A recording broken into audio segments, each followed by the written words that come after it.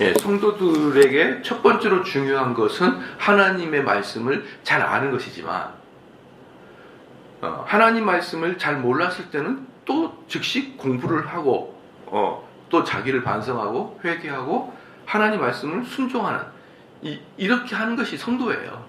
성도라고 해서 성경을 다 할 수 있는 게 아니잖아요. 그때 자기가 무지해서 하나님의 법도를 어긴 것에 대해서는 신속하게 돌아서는 것. 그래서 내가 무엇이 잘못했는지 하나님 말씀으로 기준을 잡아내려고 하는 것. 이러한 것들의 모습이 성도의 모습이라고 할 수 있다는 거죠. 그러니까 다윗은 정확하게 그렇게 한 거죠. 그래서 예루살렘에 돌아가가지고 우리가 뭘 잘못했느냐 이렇게 곰곰이 생각해 보니까 그 역대상 15장의 내용에 쭉 보니까 뭐라고 합니까? 율법을 상고한 것이 분명히 드러나 있다. 거기에 그렇게 딱 나타나 있죠. 그래서 13절입니다. 이제 여호와의 궤를 맨 사람들이 6걸음을 행하며 다윗의 소와 살찐 것으로 제사를 드리고, 이제 이게 이렇게 나와 있잖아요. 이제 여기서는 역대상 15장에 보면은, 역대상 15장 11절에 보면은, 이제 거기에 참관한 사람이 사독, 아비아달, 그 다음에 레위인 우리엘, 이사야, 요엘, 스마야, 엘리엘, 암미다납, 이렇게 8명이 그 언약궤를 메었다라는 게 역대상 15장 11절에 나옵니다. 그렇죠? 그리고 이제 13절에 계속 보면요, 6걸음을 행하며 다윗이 소와 살찐 것으로 제사를 드리고, 그러니까 딱 언약궤를 메고 6걸음을 딱 걸은 다음에 아무런 사건이 벌어지지 않자, 하나님이 우리에게 이 언약궤 운반을 허락하셨구나 라는 것을 깨닫고 6걸음 걸은 다음에 거기서 살찐 소를 잡아다가 제사를 드리는 것이죠. 그러니까 이제 완전히 다윗은 심혈을 기울여서 이 일을 하고 있다는 것을 우리가 알 수가 있습니다. 14절에 보니까 여호와 앞에서 힘을 다하여 춤을 추는데 때에 벳 에봇을 입었더라. 이제 이 벳 에봇이 뭐냐면 우리로 말하면은 제사장들이 위에 입는 에봇이에요. 에봇인데 우리로 말하면 뭐냐 그러면은 왜 어린이집이나 유치원에 가면은 항상 선생님들이 하고 있는 옷 같은 거 있잖아요. 앞치마 비슷하면서도 엉덩이 약간 밑에 내려오는 거 있잖아요. 딱 뒤집어 쓰는 거, 팔다리 이렇게 나오는 거 있잖아요. 조끼처럼. 그런 게 에봇이에요. 그래서 여러분들이 이제 이스라엘 그림 보면은, 제사장들 보면은 이렇게 조끼 형식으로 엉덩이 밑에까지 내려오는 그런 옷을 아마 볼 수 있을 거예요. 그게 이제 에봇인데, 그것은 이제 원래 제사장들이 있거나 그러는 거예요. 그리고 이제 그게 썩 아름다운 모습은 아닌데, 그러니까 일꾼의 모습이죠. 여러분, 제사장들이 왜 그런 것을 옷을 입냐 그러면, 왜 입냐 그러면 양 잡고 소 잡고 그럴 때 피 많이 튀잖아요. 피 많이 튀고 그럴 때 그런 것들을 입어줘야 되지 않겠습니까? 그러니까 그 옷이 왕이 입기에는 좀 누추하죠. 그렇잖아요. 왕이 입기에 좀 누추하지만 어쨌든 제사를 드리기 위해서는 그 옷을 입었던 것이죠. 그래서 이 다윗이 좀 누추한 옷을 입고 왕에게는 좀 어울리지 않는 좀 조잡스러운 옷을 입고 얼마나 기뻤던지 춤을 추게 된 거죠. 춤을 추게 된 것이죠. 그러니까 이제 14절 말씀에 보면은 약간 왕이 좀 채신머리 없어졌다라고 볼 수가 있어요. 이렇게 할 필요가 없는데 이 다윗이 춤을 춥니다. 그리고 이제 여기서 이제 14절에도 춤을 춘다 이렇게 나와 있는데 또 이제 이게 실제로 보면은 엄청난 악기를 동원해가지고 악기에 맞춰가지고 이제 춤을 추었던 거죠.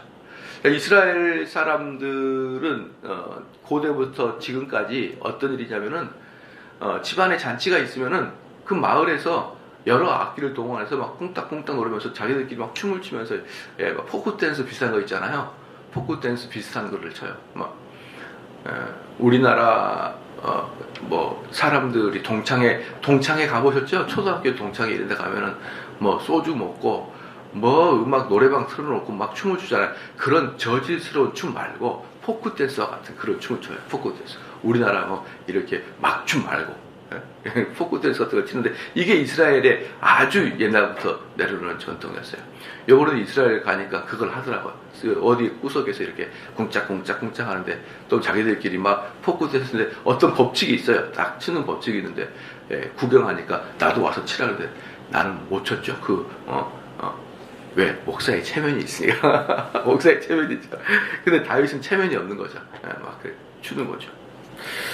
그 다음에 15절에 다윗과 온 이스라엘 족속이 즐거이 부르며 나팔을 불고 여호와의 궤를 메어 오니라.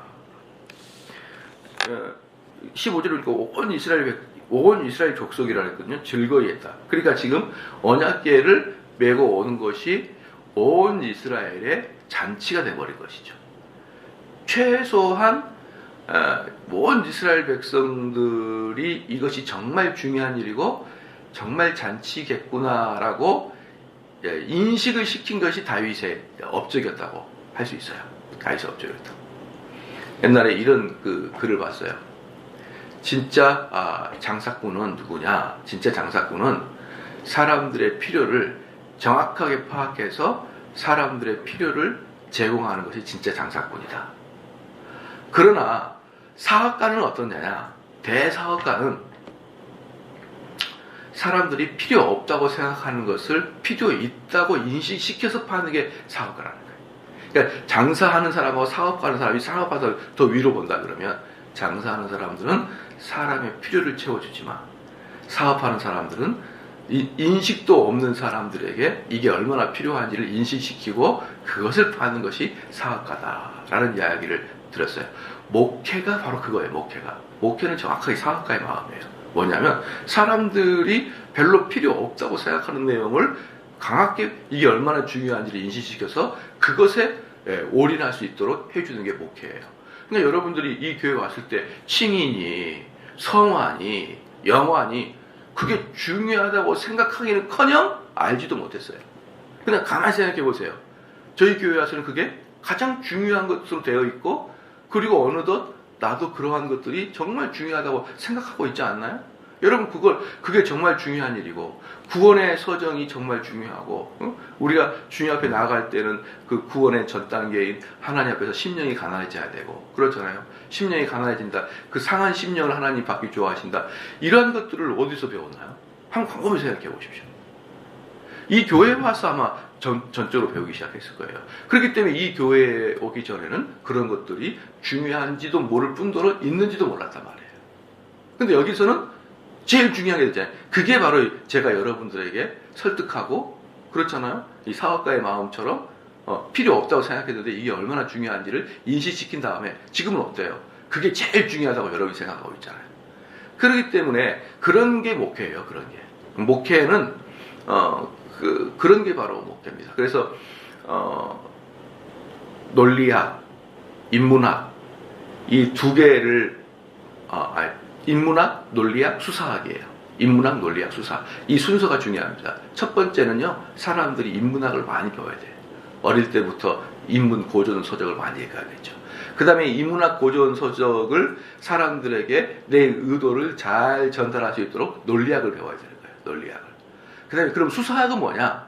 수사학은 뭐냐 그러면 이 스피커의 비전을 같이 공유하는 게 수사학이에요. 그러니까 수사학은 모든 그 로마 시대 때부터 모든 정치인들의 핵심은 수사학이죠. 이 수사학을 이루기 위해서 인문학과 논리학이 있는 거예요. 그러니까 이 사업가는 사람들이 아무 생각을 안 하는데 이게 얼마나 필요한 것인지를 알게 해주는 게 사업가고 목사들도 수사학의 대가가 돼야 되는 거예요. 아무 관심이 없었던 것이 여러분의 인생에 가장 중요하게 만들게 하는 것이 목사란 말이죠. 다윗이 지금 그런 거예요. 사람들이 언제 사울 시대 때 얼마나 이들이 율법을 떠났습니까? 사울 시대 때 이 사람들이 얼마나 오랫동안 하나님의 규례를 떠나 있었습니까? 그러니까 다윗 왕조차도 율법궤를 메고 오는 것 자체를 모르지 않습니까? 그런데 그 언약궤가 예루살렘에 들어오는 것이 얼마나 그들의 큰일이라고 생각합니다. 그러나 이것을 온 이스라엘 사람들의 잔치요, 온 이스라엘 사람들이 이것 때문에 다시 화합할 수 있도록 다윗이 그렇게 수사학을 마련하고 있는 것이죠. 그래서 수사학은요, 모든 탑 클래스에 있는 사장님 또는 정치인, 목사님 이런 분들은 꼭 갖춰야 될 수사학입니다. 그래서 내 마음속에 있는, 목사의 마음속에 있는 불을 여러분에게 전달해 주는 게 바로 수사학이에요. 그게 바로 설교고. 그래서 중세 때까지는 수사학이 모든 대학의 탑 클래스에 있었는데 어느 순간부터 수사학이 사라져버리고 말았죠. 수사학은 그 누구예요? 잘하는 사람이나 악한 놈이나 선한 사람이나 수사학이 있어야 사람들을 일으키고 사람들로부터 붙어줍니다. 우리 그런 얘기 듣잖아요. 히틀러랑 5분만 이야기하면 히틀러의 팬이 된다고. 그게 수사학자예요. 그게 수사학자예요. 그래서 사람들이 그 사람의 언변을 들어보면 그의 불이 내 마음속에 들어와서 그 비전에 내가 동참했겠다. 이렇게 딱 마음을 먹게 되는 것이죠. 그러니까 수사학을 가장 잘하는 사람이 가장 탑 리더가 되는 것이고, 그 다음에는 그 수사학을 이끌어내는 행정가들이 필요한 것이죠. 그렇죠. 그 다윗은 여기서 보면은 전혀 이스라엘 사람들은 이 언약궤의 중요성을 몰랐지만 온 이스라엘의 잔치가 될 수 있도록 이 다윗은 이 언약궤를 가지고 어때요? 하나님을 섬기게 하고 덤으로 이스라엘 백성들이 이 언약궤를 중심으로 하나가 되도록 이렇게 했던 것이 바로 다윗의 모습입니다. 유능하다는 거죠. 유능. 아주 유능하다 다윗은. 자, 봅시다. 그 다음에 그런데 16절에 여호와의 궤가 다윗성으로 들어올 때에 사울의 딸 미갈이 창으로 내다보다가 다윗 왕이 여호와 앞에서 뛰놀며 춤추는 것을 보고 심중에 저를 업신여기더라. 그러니까 이제 다윗이 어때? 아까 배 에봇을 입었다 했잖아요. 배 에봇을 입고 저런 왕의 누추한 옷을 입고 왕 같지 않는 행동으로 걸어오니까 정말 답답한 거죠. 그런데 이 미갈은 뭘 몰랐던 것이죠? 하나님 앞에서의 기쁨, 언약궤의 중요성, 이걸 몰랐던 거예요. 이걸 모르니까 상식적으로 다윗이 하는 행동은 그 위치에 맞지 않는 행동인 것입니다. 그 위치에 맞지 않은 행동이에요. 여러분 보면은 옛날에 우리나라 그 초창기 선교를 할 때 보면은 그런 일이 있었어요. 그 참 멋진 그 이야기인데요. 전해 내려온 이야기인데요. 이제 선교사가 딱 와서 이제 복음을 전하는데 그 집의 양반과 종놈이 같이 교회를 다녀요. 같이 교회를 다니는데 왜 여러분 종교에도 기독교에서도 그 남다르게 열정이 있고 우리 목사들로 표현한다면 남달리 성경을 보는 천재성을 갖고 있는 목사들이 있어요. 야, 어떻게 그 부분을 그렇게 저렇게 해석할까? 이게 없는 것 같지만 다 있어요. 그러니까 어떤 분야이든지 잘하는 사람이고 못하는 사람이 있잖아요. 목회도 똑같아요. 성경을 보는 눈이 남다른 분이 있고 노멀한 분들이 있어요. 거의 대부분 노멀해요. 목회자들 또 보면은. 근데 남달리 어떻게 저렇게 볼 수 있지? 이런 식의 종교적 천재성을 갖고 있는 사람이 꼭 있습니다. 그런데 그에도 보니까 그 종이 훨씬 종교적 천재성을 갖고 있었던 거예요. 그러니까 교회에서 금방 두각을 나타내는 거죠. 기도하는 것도 그렇고 남을 섬기는 것도 그렇고 그렇잖아요. 하나님 말씀을 이해해도 그렇고 남보다 훨씬 뛰어난 거예요.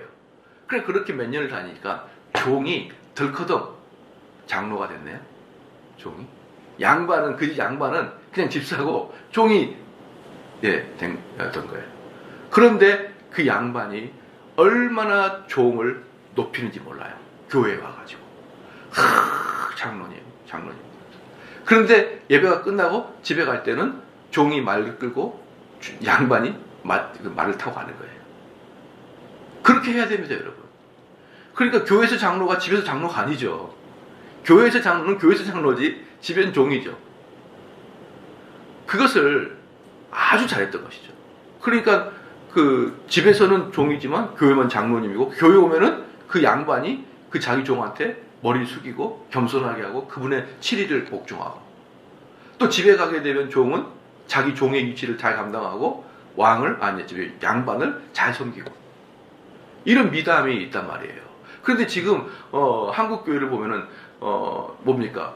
그 장로님들도 하나님 말씀을 잘 보고 그 말씀에 무릎 꿇고 이런 분들을 선택하려고 하기보다는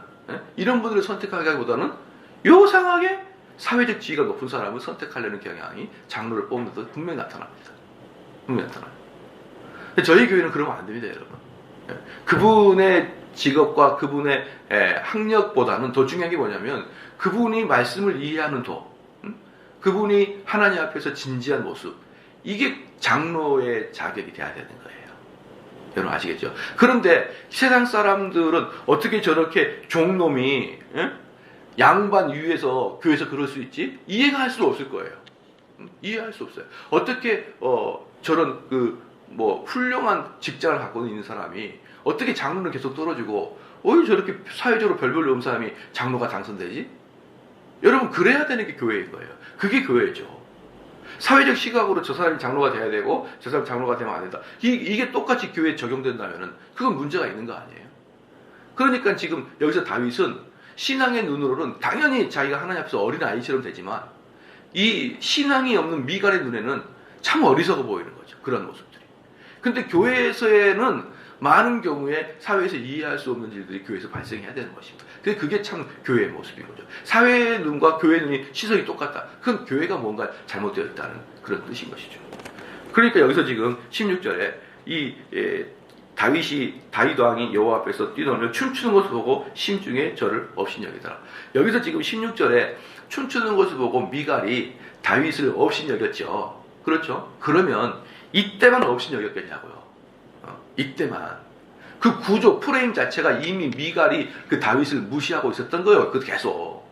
왜냐 그러면 미갈은 믿음이 없고 신앙이 없기 때문에 다윗이 자꾸 저렇게 하는 게 어리석어 보이는 거예요. 신앙이 없는 자들이 신앙 있는 사람들의 행동을 보면 어리석어 보이는 거예요. 왜 쟤는 교회에다 헌금을 내지? 왜 쟤는 저렇게 아침에도 가고 밤에도 가지 교회를? 왜 쟤는 주말에도 맨날 가지? 어리석어 보이는 거예요. 어리석어 보이는 거예요. 여러분들 이 안 믿는 사람 입장에서 여러분들의 11조를 이해할 수 있을까요? 난 이해 못할 거라고 생각하는데 이해를 못할 거라고. 그들은 절대로 이해 못합니다. 그래서 17절에 여호와의 궤를 메고 들어가서 다윗이 위하여 친 장막 가운데 그 예비한 자리에 두매 다윗이 번제와 화목제를 여호와 앞에 드리라. 이것은 다윗이 성전을 짓기 이전까지 예비적으로 지었던 장막입니다. 이 장막은 원래 이스라엘의 성막과는 좀 달라요. 성막은 다른 데 있고 예루살렘에다가 장막을 하나 마련했어요. 예루살렘 성을 만들기 전까지. 그 예루살렘 성을 만들기 전까지 장막을 만드는데 여기는 지금 어디냐면 그 장막 안에 가장 중심지인 지성소를 말하고 있는 것입니다. 그 예비한 장소가 예비한 자리에 두매 다윗이 번제와 화목제를 여호와 앞에 드리니라. 번제의 뜻이 뭡니까? 최선을 다하겠습니다. 우리 하나도 남기지 않고 다 태우는 게 번제죠. 응? 번제 하나도 남기지. 그래서 뭡니까? 우리가 우리의 재능과 우리의 시간을 하나님께 하나도 남기지 않고 다 태워서 하나님께 헌신하겠습니다. 이게 번제예요. 화목제는 뭡니까?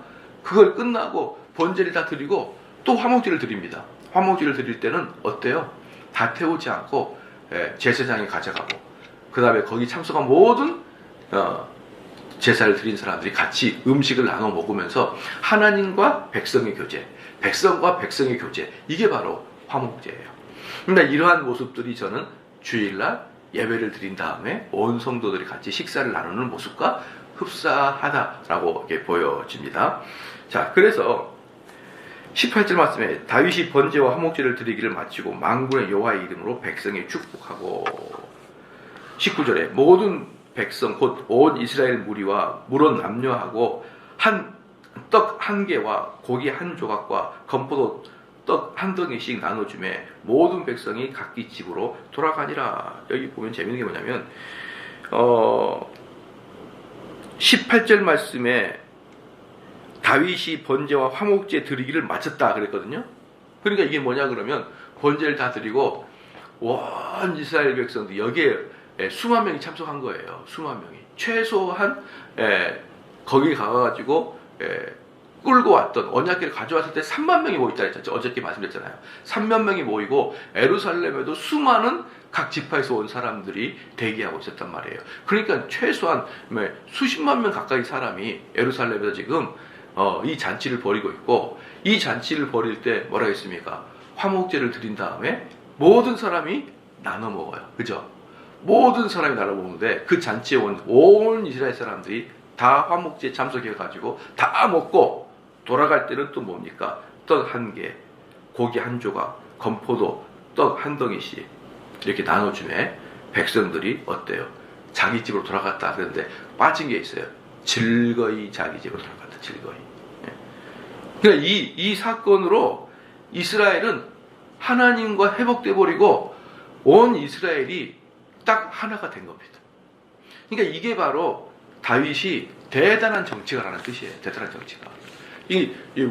우리들의 표현에 의하면 대단한 퍼포먼스를 성공리에 마무리한 겁니다. 왜?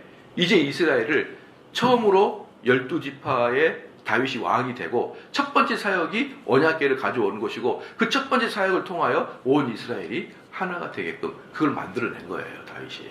엄청난 거죠. 그러니까 하나님에게도 예뻐 보이고 하나님께 예뻐 보이고 그 일을 하나님께 예쁘게 보이려고 잘하니까 그 결과가 온 이스라엘이 즐거이 기쁨으로 다 집에 돌아갔다. 집에 돌아가면서 삼삼오오 뭐라 할까요? 야, 우리 다윗 뽑기 잘했다. 야, 이거 정말 의미가 있는 일이고 정말 좋은 일이다. 야, 다윗을 정말 우리가 잘 선택했다. 다 이렇게 이야기하고 돌아갔을 거예요. 다윗이라고. 20절 말씀에 다윗이 자기 가족에게 축복하러 돌아오매 사울의 딸 미갈이 나와서 다윗을 맞으며 가로되 이스라엘 왕이 오늘 어떻게 영화로우신지 방탕한 자가 염치 없이 자기의 몸을 드러내는 것처럼 오늘날 그 신복의 계집종의 눈앞에서 몸을 드러내셨도다. 그렇죠? 그런데 이렇게 정말 즐거운데 꼭 바로 내 옆에서 나의 기분을 완전히 망치게 하는 이 여인이 딱 있는 거예요. 여인이.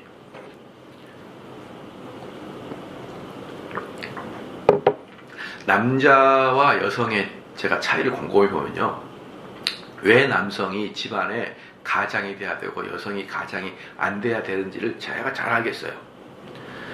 남성은 전반적으로 좀 어리석다는 표현을 많이 써요. 어리석고 여성은 지혜롭다는 이야기를 많이 씁니다. 왜 남성이 어리석냐 그러면요. 지금도 남성들은 나이가 들어도 맨날 보고 있는 게 비슷해요. 뭐 오토바이 쳐다보고 앉았고 이미 자기가 뭐 이렇게 제임스 딘이야. 외모는 제임스 딘과 상관없는데 항상 마음은 제임스 딘이야. 오토바이 보고 앉았고 차 보고 앉았고 비슷합니다. 그런데 여성들은 아이고 저거 현실도 모르고 저거 이상적인, 즉 남성은 항상 이상적인 사람이에요. 남자들은 현실 감각이 조금 무디고 항상 이상향을 갖고 있어요. 이상향. 이게 남성들의 특징이니까 그러니까 몽상에 사로잡혔죠. 자기 몸은 이미 늙었는데 오토바이 타고 다니는 몽상만 하고 앉아 있는 거예요. 근데 여성들은 현실적입니다. 즉 어떤 집단을 이끌어갈 때 앞에 사람은 이상적이어야 되고 밑에 있는 사람이 현실적인 집행을 해야 돼요. 근데 이게 바뀌어버리면 추해집니다. 추해져요. 그렇죠. 모든 게 현실적이에요. 모든 게 현실적이에요. 여러분 제가 외국에 여행 가보다가 한국 가서 제일 짜증난 게 뭐냐면요. 한국은 지나치게 현실주의자입니다. 무슨 뜻이냐. 외국엔 딱 가면 집도 예뻐요. 막 통나무로 지어놨어요. 우리는 현실적으로 샌드위치 판넬로 지어요. 샌드위치 판넬이 뭔지 모르는 사람은 창고, 여기 경기도 많이 창고 있죠. 창고. 보는 순간 짜증나는 스타일 창고. 그런 게 우리나라에 얼마나 많습니까? 근데 외국에는 거의 그런 게 없어요. 그러면 그런 걸 지면 좋은 게 뭐냐면 효율성과 현실성은 대단히 좋아요. 그런데 멀리서 보이는 동네가 다 망쳐버립니다. 여러분 동네가 아무리 예뻐도요. 그렇죠? 그런 현실적인 건물 몇 개만 딱 서봐요. 창고같이 샌드위치 판넬로. 그러면 딱 싫어집니다. 딱 싫어져요. 제가 이 동네에서 가장 현실적인 곳이 어디냐? 중국집. 그 간판 그게 뭡니까 그게? 예? 그게 뭐예요 그게? 뻘게 갖고 그냥 아이고야 현실적으로 좋죠. 근데 여러 모양새를 한번 봐봐요. 그리고 우리 교회를 봐보십시오. 우리 교회는 얼마나 예뻐요. 그러니까 저는 항상 말씀을 드리고 싶으냐면 거룩한 낭비를 해라. 자꾸 현실성을 추구하게 되면 안 이뻐요 나중에. 예? 여러분 알겠죠? 여성들 나이 들어가지고 뭐가 안 이쁩니까? 나이 들어서 뭐 안 입으면 누가 날 봐줘. 몸빼 바지만 입고 다니면 안 이뻐요. 그게 현실이 가장 편하고 가장 싸고 아무데나 풀썩 안고 주저앉아도 무릎팍 나와도 부담 없는 옷. 그거 좋죠. 그런데 그래도 항상 옷을 아름답게 갖고 있고 이렇게 사람 만날 때도 그래야 되는 거예요. 어느 정도까지는. 그렇죠. 그런 것들이 없을 때는 금방 여러분 도시 자체가 아주 퀄리티가 낮아집니다. 제가 그 유럽 사회 가면 유럽은요 사람들이 다 그렇게 나들이 갈 때 옷을 이쁘게 입고 나오는데 중국 가면요 아이고야 이건 뭐 저 사람들이 돈이 많다 그러는데 돈 많은 흔적이 안 보입니다. 흔적이 어느 정도 사람들에게 자기를 좀 가꾸는 경향도 좀 있어야 됩니다. 어쨌든요 이렇게 미갈은 철저히 현실적이에요. 근데 신앙을 갖고 있는 사람은 항상 이상적일 수밖에 없어요. 그렇잖아요. 신앙은 현실적인 눈으로 보면 많은 낭비가 필요하다니까요. 많은 낭비가. 그러니까 신앙이 없는 미갈이 보기에 현실적인 눈으로 보니까 다윗이 헛되니라고 있는데 이상적인 꿈을 갖고 있는 사람에게 현실적인 사람이 딱 칼날을 대버리면요 엄청 빈정상합니다, 여러분. 그러니까 남편에게 함부로 이렇게 바가지 긁지 말게 해줘야 되는 게 뭐냐면 그 남자들은 그 비현실적인 꿈 같은 거 있고 이 비현실적인 꿈이 뭐냐면 나타나면 정의니 의로움이니 이런 걸로 막 나타나는 거예요. 남성들은. 여성들은 정의와 의로움이 어디 있어요? 먹고 살면 되지. 근데 남성들은 뭐가 옳고 참을 수가 없고 이런 것들이 다 이상적인 존재이기 때문에 그러는 거예요. 그런데 다윗을 그냥 여지없이 면박을 줘버린 게 미갈이었어. 온 이스라엘 사람들이 다 기뻐하는데 다 좋아하는데 그냥 면박을 탁 줘버리는 것이죠. 그러니까 다윗이 얼마나 기분이 나빴을까요? 그래서요 이 20절에 보니까 다윗이 자기 가족에게 축복하러 돌아오매 자기 가족들에게 축복하러 돌아오매 사울의 딸 미갈이 나와서 다윗을 맞으며 가로되 이스라엘 왕이 오늘 어떻게 영화로우신지 방탕한 자가 염치 없이 자기의 몸을 드러내는 것처럼 오늘날 그 신복의 계집종의 눈앞에서 몸을 드러내줬도다. 옷이 벗겨질 때까지 춤을 춰요. 참 잘했습니다. 이러고 있는 거예요. 잘했습니다. 그 옷이 그게 뭡니까? 그게 왕의 체면도 없이 이렇게 이야기를 하는 것이죠. 그러니까 21절에 다윗이 미갈에게 이르되 이는 여호와 앞에서 한 것이니라. 다윗이 뭐라고 합니까? 나는 하나님 앞에서 너무 기쁘다는 거예요. 나는 하나님 앞에 있으면 나는 애기가 된다. 이 뜻인 거예요. 내가 지금 여호와 앞에서 재롱을 부리고 있다 이 말입니다. 저가 네 아비와 그 온 집을 버리시고 나를 택하사 나로 한 여호와 백성 이스라엘의 주권자를 삼으셨으니 내가 여호와 앞에서 뛰놀리라. 여기서 다윗이 뭐라고 하냐면요. 20절 다시 볼까요? 20절 첫 번째 다윗이 자기 가족에게 축복하여 돌아오매 사울의 딸 미갈. 다윗의 아내 미갈 이렇게 안 하고 사울의 딸 미갈이라고 말한 이유가 있겠죠. 너는 여호와의 복이 떠났다 그 뜻이에요. 너도 떠났다. 그러니까 사울이 다윗을 아주 경멸하고 혐오할 때 뭐라고 했어요? 이새의 아들. 이새의 아들 다윗. 쉽게 말하면 뭐니까 이새의 아들로 그 말이에요. 여기서도 지금 성경의 저자가 뭐라고 하는 거예요? 사울의 딸, 딱 이렇게 얘기한 거예요. 아주 뭡니까? 복이 없다 그 뜻이에요. 박복한 녀석 이렇게 이야기하는 것이죠. 그러니까 다윗이 뭐라고 합니까? 대번에 너희들 가문은 망하고 우리 다윗 가문을 흥하게 하신 분이 여호와 하나님이다 이렇게 말해버린 거죠. 이렇게 말한 것입니다. 그렇죠? 그래서 21절에 네 아비와 그 온 집을 버리시고 나를 택하사 나로 여호와 백성 이스라엘의 주권자를 삼으셨으니 내가 여호와 앞에서 뛰놀리라. 너희 집 망하게 하고 나를 이스라엘의 주권자로 삼으셨으니 내가 왜 기쁘지 않겠냐 이 말이에요. 다윗도 어때요? 확 싸붙여버린 거죠. 확 싸붙여버렸습니다. 내가 이보다 더 낮아져서 스스로 천하게 보일지라도 네가 말한 바 계집종에게는 내가 높임을 받으리라 한지라. 무슨 말이에요? 그 수많은 계집종들이 너만 빼고 다 나를 높였다 이 말이에요. 너만 빼고 다 나를 높일 것이다. 내가 그렇게 춤을 추고 내가 그랬을지라도 그 수많은 사람 계집종들은 너처럼 나를 그렇게 낮춰주지 않았다. 너만 지금 이렇게 낮춘다라고 이야기하는 것입니다. 23절 그러므로 사울의 딸 미갈이 죽는 날까지 자식이 없느니라. 이제 여기 이제 두 가지 설이 있는데 둘 다 연결이 되어 있습니다. 첫 번째는 뭐냐 그러면 다윗이 그 여성의 방으로 다시는 합방하지 않았다는 뜻이 첫 번째고 두 번째는 뭐냐 그러면은 하나님이 그 미갈을 저주하여서 태가 열리지 않게 했다. 이거 근데 둘 다 뭐 연결된 거 아니에요? 뭐 다윗이 합방을 해도 뭡니까 태가 열리지 않을 수도 있었고 다윗이 기분이 나빠서 합방을 안 해서 완전히 그렇게 살아갈 수 있었고 근데 둘 다 저는 보면은 연결이 돼 있다고 봅니다. 그래서 결국은 뭐예요? 자식을 못 낳게 되는 거거든요. 근데 이스라엘의 자식은 뭐라고 했습니까? 제가 늘상 말씀했지만 왜 이스라엘 사람들이 자식이 없을 때 그렇게 한탄하느냐? 이스라엘은 내세 사상이 없어요. 구약에는 죽어서 천국 간다는 개념이 없다니까요. 죽어서 천국 간다는 개념은 우리 주님이 말씀하신 거예요. 예수님께서 신약에 들어와서 천국과 지옥을 많이 이야기합니다. 근데 구약에는 죽어서 천국 간다는 개념이 없어요. 그러면 그들에게 영생은 뭐라고 했습니까? 자손이 대대로 이어가는 것을 영생으로 봐요. 영생. 자손이 끊기지 않고 대대로 이어가는 것. 그러니까 이스라엘 사람들에게 다복하는 건 뭐예요? 내가 천국 가고 있다는 확실한 보장이에요. 응? 그럼 이스라엘 백성에게 뭐예요? 자녀가 끊겼다고 뭡니까? 나는 영원한 멸망으로 빠졌다 뜻이에요. 영원한 멸망. 영벌로 빠졌다. 지옥에 갔다 그 뜻이 거죠. 그렇기 때문에 이스라엘 사람에게 자손이 없다라는 것은 우리 현대 신약적으로 봤을 때는 지옥 백성이다라는 뜻과 똑같게 되는 것입니다. 그러니까 이런 벌을 미갈이 받아버린 것이죠. 기도하시겠습니다. 하나님 아버지 참으로 감사합니다.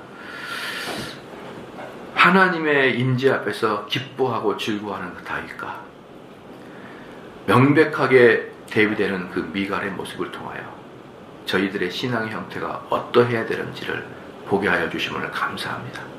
하나님 아버지여, 우리는 신앙생활에 함에 있어서 지나치게 현실적이며 지나치게 이성적이어서 우리가 하나님께 헌신하고 하나님께 드리고 하나님을 향해서 눈물을 흘리는 것이 어리석어 보이는 그러한 마음을 갖지 않게 하여 주시옵소서. 우리가 하나님 앞에서는 어린아이와 같이, 하나님 앞에서는 셈법을 모르는 어린이와 같이 즐거워하고 기뻐하고 만족하고 뛰며 또 하나님께 헌신하는 그러한 자가 되게 하여 주시옵소서. 하나님 아버지여, 우리의 믿음을 많은 사람들이 이해해 줄 거라고 기대하지도 말고 그 기대함 없음에도 불구하고 우리는 하나님 한 분만으로도 즐거워하는 자가 되게 하여 주시옵소서. 하나님 아버지, 이 시간에 우리 박성기 집사님 귀한 힘을 드렸나이다.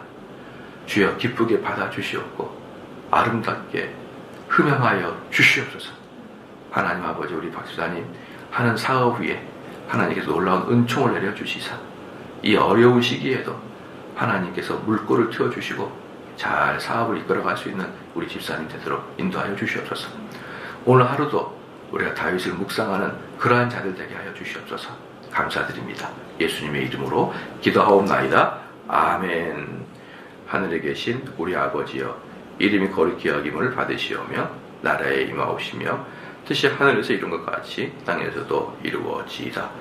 오늘 우리에게 일용할 양식을 주옵시고 우리가 우리에게 죄 지은 자를 사하여 준 것 같이 우리 죄를 사하여 주옵시고 우리를 시험에 들게 하지 마옵시고 다만 악에서 구하옵소서. 제게 나라와 권세와 영광이 아버지께 영원히 있사옵나이다. 아멘.